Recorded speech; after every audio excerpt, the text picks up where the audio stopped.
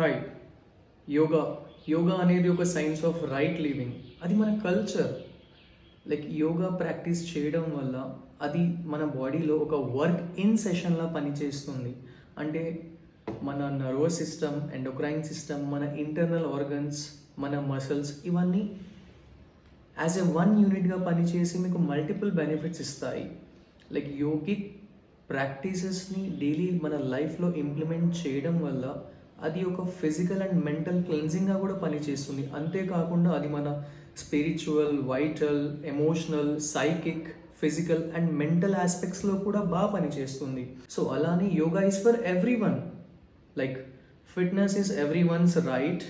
అదేవిధంగా ఈ యోగాని మనం రివైవ్ చేయడం వల్ల ప్రతి ఒక్కరూ ఎక్కడో ఒక దగ్గర యోగా ప్రాక్టీస్ చేసుకుంటూ హ్యాపీగా, హెల్తీగా ఉంటారు.